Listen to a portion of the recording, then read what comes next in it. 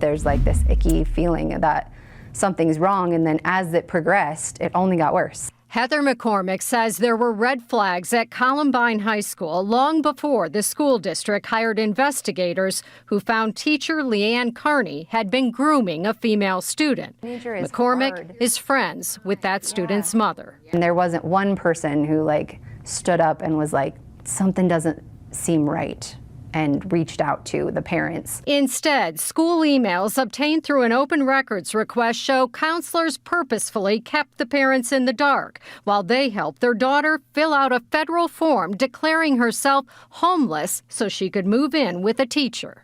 I think it's really scary that we can take teenagers or children of any age and just say, whatever you say is truth, we're not going to investigate it.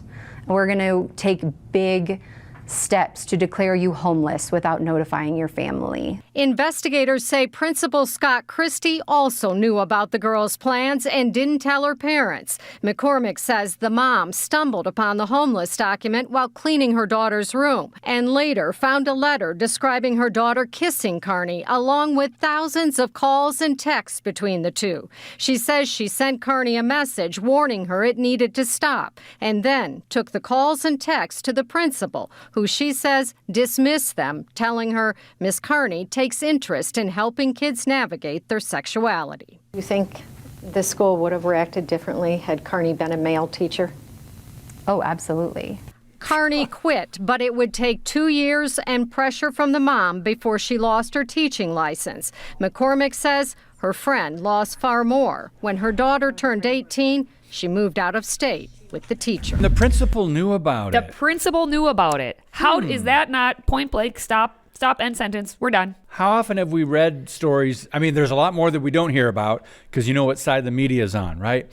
But how often does this happen, especially when it comes to the transgender issue? But in this case, there was some grooming and there was an inappropriate relationship, and counselors kept parents in the dark. I don't understand this entire story considering they have the actual evidence of a teacher with an inappropriate relationship to a student, and even how they had 20,000 texts with each other indicating the kissing and how the pair had hoped to live together.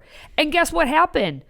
The pair lived together. Once that teenager turned 18, probably within days, they had run off to another state together. So this mom not only lost her child's innocence there, but lost her child. Like her child doesn't contact her mother anymore, from what it sounds like in this story. Oh, so it's 2025. We're hearing about this now. Yeah, and this we're was being prior reminded to that. of this story. But in 2018, this student, who apparently was captain of the swim team, allegedly developed this inappropriate relationship with her social studies teacher. And it could have gone back to her sophomore year, which means you would have been 15 starting off that sophomore year. Yep. It's from the school, the district, I should say. While we have taken every step to remove this former employee from Jeffco and prevent her from working in another educational setting, we recognize this is of little comfort to the family. End quote. Yeah. Yeah. Wow. Yeah. Considering the principal basically and the counselors assisted in all of this. But who gets punished? The parent. The family. Yeah. Yeah, the family gets punished.